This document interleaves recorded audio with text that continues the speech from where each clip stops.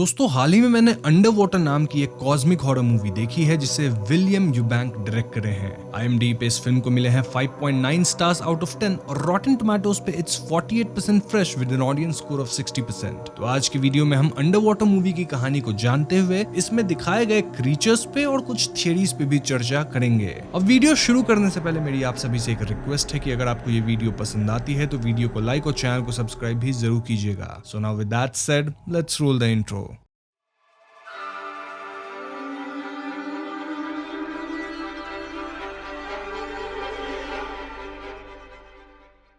तो कहानी की शुरुआत कुछ न्यूज आर्टिकल्स को दिखाते हुए होती है जिनसे हम जान पाते हैं कि यूएसए की एक company Tian industry Mariana trench के नीचे ड्रिल करवा रही है। इसके कारण एक टीम को वहां स्टेशन भी किया गया है। अब यहाँ मैं आपको बता दूं कि मरियाना ट्रेंच वर्ल्ड का सबसे डीपेस्ट ट्रेंच या फिर डीपेस्ट पॉइंट है जो कि तकरीबन 35,000 फीट नीचे है इन द पैसिफिक ओशन और इसे यूएसए ओन करती है। इसलिए हम इस एक्सप्लोरेशन को काफी गहरा मान सकते हैं। ऑल्दो यहाँ कुछ नेचर कंजर्वेशन वाले भी सवाल उठा रहे थे कि ये एक्सप्लोरेशन कहां तक सही है, क्योंकि ऑब्वियसली ये अर्थ के नेचुरल प्रोसेस को डिस्टर्ब कर सकती है। मोरओवर इतने नीचे ड्रिल करने से पानी का प्रेशर भी डगमगा सकता है जिससे यहाँ ठहरे साइंटिस्ट्स और इंजीनियर्स की जान खतरे में आ सकती है। अब ये सारे रिस्क्स तो थे, स्टिल टियान कंपनी एक्सप्लोरेशन चालू रखती है। खैर अब कहानी शिफ्ट होती है नोरा नाम की एक लेडी पे जो इसी एक्सप्लोरेशन की मैकेनिकल डिपार्टमेंट में थी और वो फिलहाल सबसे गहरे केपलर स्टेशन में अपनी टीम के साथ रह रही थी। वो सुबह उठ के ब्रश वगैरह कर रही थी, साथ ही वो अपने लवर को भी याद कर रही थी, जहां उसकी बातों से हमें पता चलता है कि उसका लवर और वो अब साथ नहीं हैं और नोरा उसे याद कर काफी उदास भी होती है। खैर तभी उसे पास ही के एक कॉरिडोर से पानी टपकने की आवाज आती है और जैसे ही वो कुछ फिगर आउट करती एकदम से एक धमाका होता है और उनके स्टेशन में बड़ी ही तेजी से पानी भरने लगता है। नोरा अपने साथियों को उनके कमरे से चिल्ला चिल्ला के बाहर आने को कहती है और खुद भी गिरते पड़ते कैसे भी मेन कंट्रोल रूम जिसे बल्कहेड कहते हैं वहां पहुंचती है। इसी दौरान रॉड्रिगो नाम का व्यक्ति भी बल्कहेड तक पहुंच चुका था और वो जल्दी से नोरा को बल्कहेड के दरवाजे बंद करने को कहता है जो कि जरूरी भी था, लेकिन नोरा स्टिल अपने दो साथियों का वेट करती है क्योंकि वो भी भागे भागे इसी कमरे की तरफ आ रहे थे। अब इस पॉइंट पे नोरा ज्यादा नहीं रुक सकती थी, इसलिए वो बल्कहेड को सील कर देती है, लेकिन इससे होता यह है कि पानी के दरवाजे से टकराने से एक बहुत बड़ा प्रेशर क्रिएट होता है जिसके चलते नोरा और रॉड्रिगो बेहोश हो जाते हैं। खैर अब दोनों को होश आता है तो वो सेफ ही थे, लेकिन बल्कहेड के नीचे वाला पार्ट बिल्कुल टूट के अलग हो चुका था।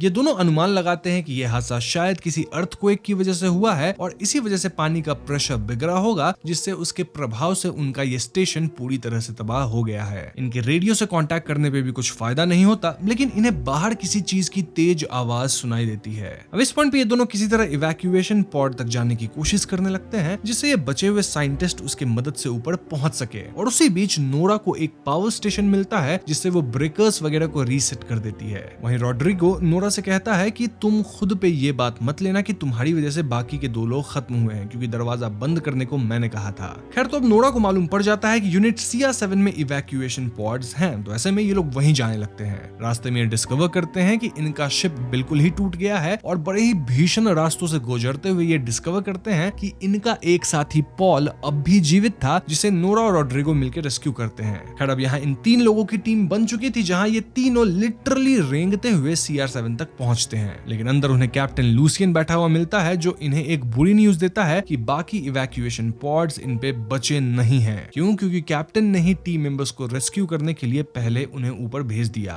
नोरा हैरान होकर कैप्टन से पूछती है कि वो खुद क्यों नहीं गए, जिस पे कैप्टन बताते हैं कि सबको सेव कर खुद लास्ट में सेव होना ही एक कैप्टन का फर्ज है। अब यहाँ मैं आपको बता दूं कि कैप्टन की एक छोटी बेटी भी थी, स्टिल कैप्टन खुद को लास्ट में रखे थे एंड इस पॉइंट पे कैप्टन खुद भी हिम्मत बांध रहे थे कि हम सब यहाँ से बच के निकल जाएंगे। खैर अब ये सारे कंट्रोल पैनल में आते हैं जहां एमिलियो स्मिथ नाम के दो रिसर्च असिस्टेंट भी जीवित थे और यहाँ मैं आपको एक बात बता दूं कि इस पूरे सीन के दौरान बाहर से तेज झटके मिल रहे थे, साथ ही एक अजीब सी आवाज कंटिन्यूअसली आए जा रही थी। अब यहाँ नोरा बताती है कि इनके पास बहुत कम टाइम है क्योंकि कूलिंग टावर्स जो कि स्टेशन को सही रखती है, मतलब बैलेंस्ड या स्टेबल रखती है, वो कंप्लीटली डिस्ट्रॉय हो गई है और अगर ये टाइम पे नहीं निकले तो इस स्टेशन पे इतना प्रेशर बनेगा कि ये कभी भी एक्सप्लोड हो जाएंगे। ये सुन के कैप्टन डिसाइड करता है कि ये केपलर स्टेशन से निकल के रोयबर्ग स्टेशन में जाएंगे और ये रास्ता वो चल के तय करेंगे। अब इस पॉइंट पे मैं आपको इनका प्लान विस्तार से बता देता हूँ। तो कैप्टन ने डिसाइड किया था कि ये सारे एक लिफ्ट की मदद से बेस तक उतरेंगे, फिर ये डायरेक्टली मिडवे स्टेशन में पहुंचेंगे जहां ये अपने सूट में लगे ब्रीदर्स को क्लीन करेंगे, देन वहां से मार्कर को फॉलो करते हुए डायगोनली रोयबर्ग स्टेशन तक वॉक करेंगे। रोड्रिगो कैप्टन से पूछता है कि हम पास ही के शेफर्ड स्टेशन में जाके इवैक्यूएशन पॉड्स क्यों नहीं ढूंढते, जिस पे कैप्टन कहते हैं कि ऐसा नहीं हो सकता क्योंकि शेफर्ड स्टेशन पूरी तरह से तबाह हो गया है। उसी दौरान इन्हें बाहर से कुछ तेज फ्रीक्वेंसी वाली आवाजें भी सुनाई देती है, लेकिन ये फिगर आउट नहीं कर पाते कि बाहर आखिर चल क्या रहा है। अब इनमें से जो एमिली नाम की लड़की थी वो काफी डरी हुई थी और वो सूट्स पहनते वक्त पैनिक करने लगती है, जहां वो कहती है कि उससे ये सब नहीं हो पाएगा, लेकिन स्मिथ उसे हिम्मत देते हैं।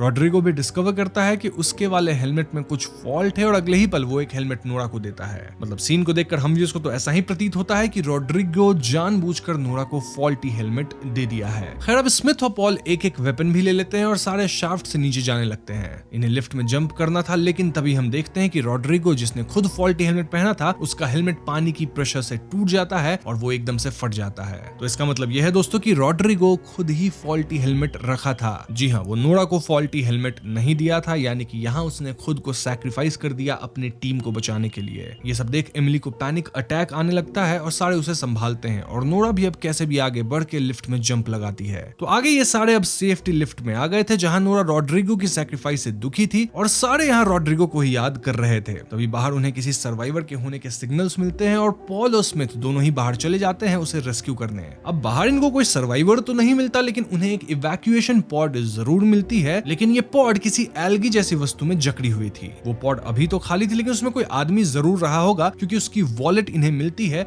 और जैसे ही ये लोग वापस आने लगते हैं तो एक अजीब सी चीज पॉल के हाथों को जकड़ लेती है। इनफैक्ट एल्गी के अंदर उसे वही आदमी की लाश लिक्विडिफाई होते हुए भी दिखती है। अब now as we all know कि पॉल और स्मिथ दोनों के पास एक वेपन था, तो वो उस एंटिटी को मारकर उसे अपने साथ लिफ्ट में ले आते हैं। ये एंटिटी कोई सी क्रीचर था जिसके ऑक्टोपस जैसे टेंटिकल्स थे और यही उस आदमी के बॉडी को खा रही थी, लेकिन इन्हें कोई आइडिया ही नहीं था कि ये चीज आखिर क्या है। एमिली से चेक करने जाती है, लेकिन क्रीचर अचानक से चीख उठता है जिससे सब डर जाते हैं। तभी एकदम से इनके लिफ्ट का पूरा इलेक्ट्रिकल सिस्टम ऑफ हो जाता है और इनको अपने ऊपर से कुछ भयानक आवाजें आने लगती है। सून पूरा लिफ्ट जोर जोर से हिलने लगता है जैसे बाहर से कोई चीज उसे टकरा रही हो। तभी इनकी लिफ्ट की सारी तार कट जाती है या फिर कट कर दिए जाते हैं, जिससे ये सारे तेजी से ओशन फ्लोर में टकराने ही वाले होते हैं कि तभी कैप्टन इन्हें पानी भरने को कहते हैं जिससे प्रेशर या बैलेंस बना रहे और ये क्रश होके ना मारे जाएं। अब ये सारे ओशन फ्लोर में ही भागने लगते हैं और कैसे भी डीप बोर स्टेशन में आने में कामयाब हो जाते हैं, लेकिन तब तक स्मिथ काफी ज्यादा चोटिल हो गया था। खैर अब ये सारे पाइपलाइन में ही आगे बढ़ने लगते हैं जहां ये अब मिडवे स्टेशन तक जाने वाले थे।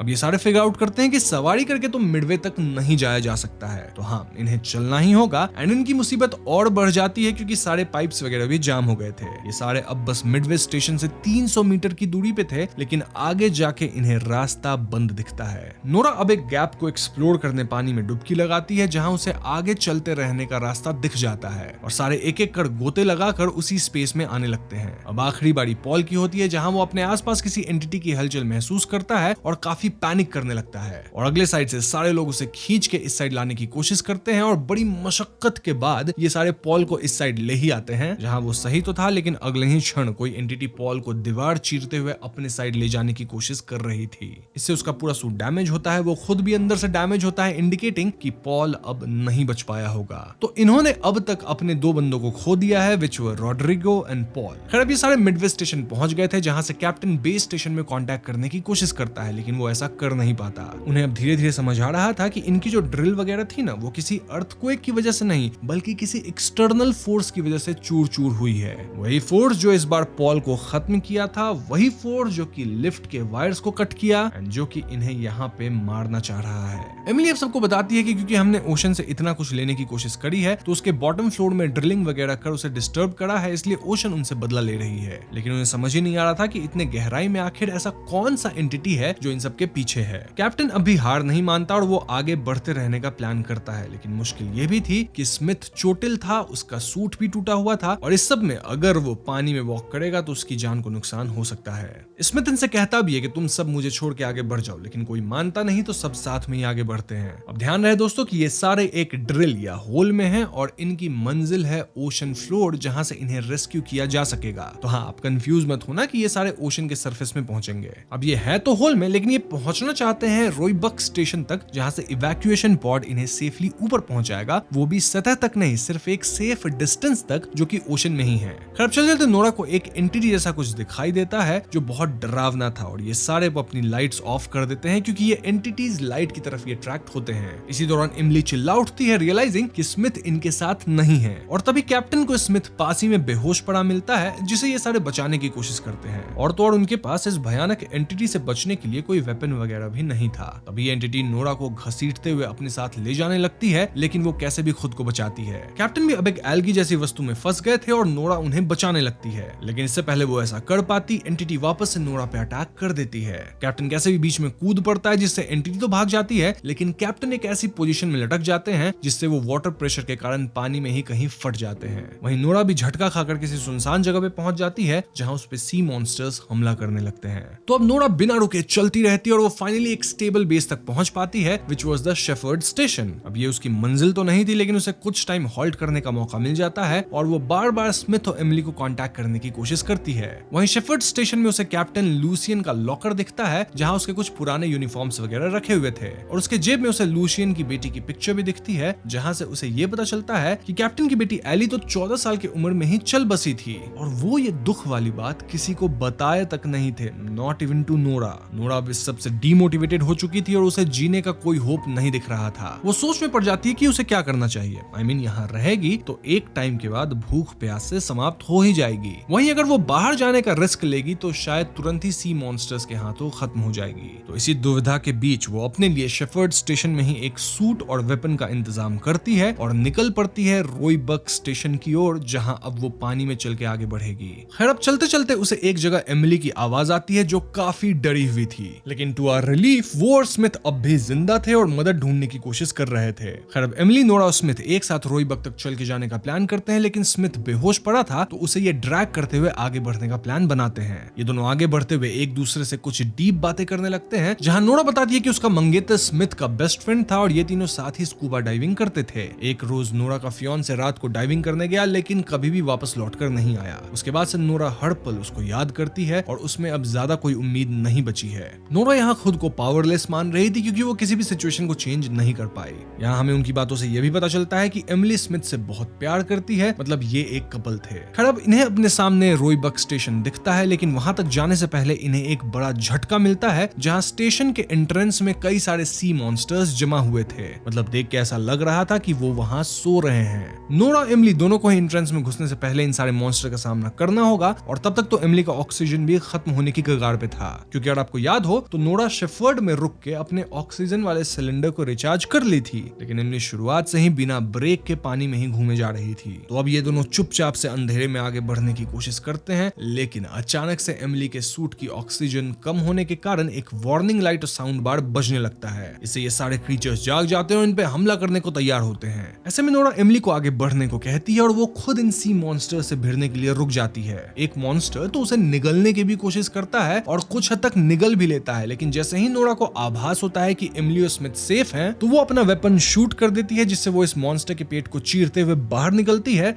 साथ ही अपने वेपन से वार कर देती है, जिससे ये मॉन्स्टर्स थोड़ा पीछे हटने लगते हैं। लेकिन तभी नोरा को एक आवाज आती है जो कि काफी भयानक और हाई फ्रीक्वेंसी वाली साउंड थी, और फिर नोरा को अपने सामने इन सारे मॉन्स्टर्स का बॉस दिखता है, which was huge and much more terrifying than these creatures। इस मॉन्स्टर को देख के नोरा भागने लगती है और एक एक्सप्लोजन के चपेट में आकर ये सारे बिल्कुल रोइबक के बल के हेड में ही जा घुसते हैं, जहां ये दरवाजे को सील कर देते हैं। एमिली भी कैसे भी नोरा का हेलमेट तोड़कर उसे सफोकेशन से बचा लेती है, यानी कि अब ये तीनों सेफ थे। ये सारे एक इवैक्यूएशन चेंबर तक जाते हैं, जहां इनके पास 3 पॉड्स थे जिसे ये आराम से बाहर निकल सकते थे। लेकिन तभी नोरा को पता चलता है कि उसका इवैक्यूएशन पॉड डिसफंक्शनल है, जिसके चलते वो बाहर शायद नहीं जा पाएगी। अब वो झूठ बोलकर सबसे पहले घायल स्मिथ को इवैक्यूएट करा देती है, लेकिन जब एमिली को पता चलता है कि नोरा का पॉड खराब है, तो वो जिद करने लगती है कि वो नोरा को अकेले छोड़ के नहीं जाएगी। बट नोरा के हिसाब से ये लोग ज्यादा देर तक सेफ नहीं रह पाएंगे, तो एमिली को बाहर चले जाना चाहिए। बेसिकली नोरा यहाँ एमिली को समझा बुझा कर उसे बाहर सेफली भेज देती है, लेकिन खुद वो स्टेशन में रुक जाती है।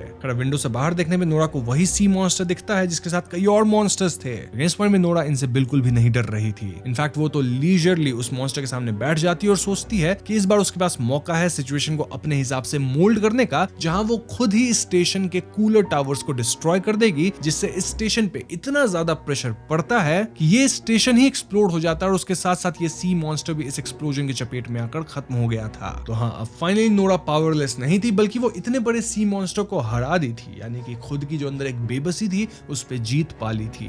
ना मूवी के एंड सीन में हम वापस से कुछ आर्टिकल्स देखते हैं जहां ये बताया गया था कि स्मिथ और एमिली इस हादसे के फाइनल सर्वाइवर्स थे और इस भयानक हादसे के बाद पूरे ऑपरेशन को यूएसए ने हॉल्ट करा दिया है। इनफैक्ट हादसे से रिलेटेड जितने फुटेज वगैरह थे सबको डिस्ट्रॉय कर दिया गया था और दुनिया वालों को असल रीजन नहीं बताया गया था। अब इन दोनों सर्वाइवर्स को पब्लिक इंटरव्यू भी नहीं देने दिया जा रहा था। मोरओवर टेन इंडस्ट्री इतना कुछ होने के बाद भी ड्रिलिंग को वापस से चालू करने में तत्पर थी, विच वाज शॉकिंग। इसी पॉइंट पे मूवी खत्म हो जाती है। तो दोस्तों ये थी मूवी अंडर वाटर की डिटेल्ड एक्सप्लेनेशन। और कहानी सुन के आप कह सकते हो कि ये तो एक सर्वाइवल थ्रिलर मूवी थी, लेकिन मैंने इसे कॉस्मिक हॉरर क्यों कहा? वेल, क्योंकि यहाँ कॉस्मिक हॉरर एलिमेंट्स को भी जोड़ा गया है, जिसके बारे में मैं अब आपको बताऊंगा। तो कहानी आपको समझ आई गई होगी कि कैसे नोरा और बाकी के टीम मेंबर्स एक बड़े से हादसे के बाद बचने की कोशिश करते हैं, लेकिन अंत तक सिर्फ 2 लोग ही बच पाते हैं। अब कहानी में जिस सी मॉन्स्टर को दिखाया गया है वो है एचपी लवक्राफ्ट का मॉन्स्टर कथुलू, जो एक अंडर वाटर सी मॉन्स्टर है और ये किसी जायंट ऑक्टोपस और स्क्विड के मेल जैसा दिखता है। कथुलू को हम एक मॉन्स्टर डीमन या फिर ग्रेट वन भी कह सकते हैं, जिसका प्लैनेट व्रुल में ओरिजिन हुआ था, जो कि 23rd नेबुला में स्थित है और कई हजार साल पहले ये अर्थ पे आ गया और पैसिफिक ओशन की गहराइयों में अपना साम्राज्य बनाया है। इसे रायन नाम से भी जाना जाता है। कथुलू यॉग सॉथॉथ का बेटा है और इन एंटिटीज के बारे में मैंने ऑलरेडी डिटेल में वीडियोस बना रखा है, जिसे मैं लिंक कर दूंगा डिस्क्रिप्शन के अंदर। अगर आपको जानना है तो आप उन वीडियोस को चेकआउट कर सकते हैं। नाउ अकॉर्डिंग टू लवक्राफ्ट, कथुलू के बड़े बड़े रबरी टेंटिकल्स होते हैं जिसपे काफी बड़े पंजे होते हैं और उसके पतले पतले विंग्स या फिर पैर भी होते हैं। ये क्रीचर कई हजार फीट ऊंचा और विशालकाय है और आप समझ सकते हैं कि ये कितना भयानक होगा।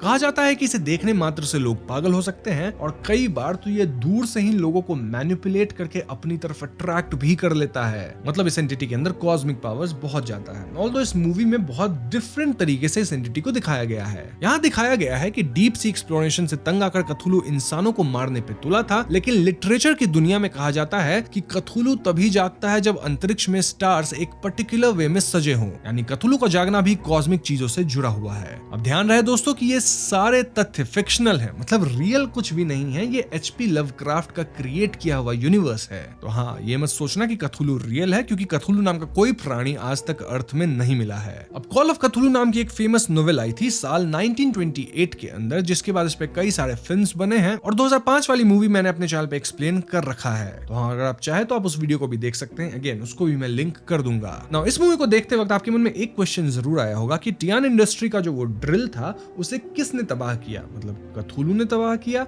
या फिर वो वाकई अर्थक्वेक से ही तबाह हुआ था? वेल, मेरे हिसाब से ये काम कथुलू का ही था, क्योंकि इनका ड्रिल 6000 टन भारी था। तो क्या एक अर्थक्वेक इतने हेवी चीज को इतना डैमेज पहुंचा सकती है? मतलब हाँ, पहुंचा सकती है, लेकिन अगर अर्थक्वेक इतना भयावह था तो इन लोगों को फील क्यों नहीं हुआ? मुझे लगता है कि शुरू से ही सब कथुलू ही कर रहा था और उसके ही फॉलोअर्स एक एक करके सारे टीम मेंबर्स को खा रहे थे। अब एंड में नोरा एमिली और स्मिथ को ऊपर भेजती है। क्यों? क्योंकि वो खुद अपने पार्टनर को याद कर रोती है और उसे फील होता है कि कैसा रहेगा जब स्मिथ एमिली के बिना या एमिली स्मिथ के बिना अपना जीवन बिताएंगे। तो हाँ, इसलिए उसने खुद को सैक्रिफाइस करते हुए इन कपल को बचाया, ताकि एटलीस्ट इनकी जिंदगी खुशहाल हो सके। अब कहानी में अगर हम कैप्टन की बात करें तो वो काफी टफ आदमी थे, जो एंड तक अपने टीम मेंबर्स की ही बात सोचते रहे और नोरा को बचाने के चक्कर में खुद को सैक्रिफाइस कर दिए। इनफैक्ट टीम के अंदर रॉड्रिगो था, वो भी कहीं ना कहीं खुद को सैक्रिफाइस किया नोरा को बचाने के लिए। इन शॉर्ट, इनके टीम में जितने भी लोग थे वो सब अच्छे इंसान थे, जो कि दूसरे को अपने ऊपर रख रहे थे। नाउ एक आखिरी सवाल जो आपके मन में होगा कि एंड में जो एक्सप्लोजन हुआ तो क्या उससे कथुलू समाप्त हो गया?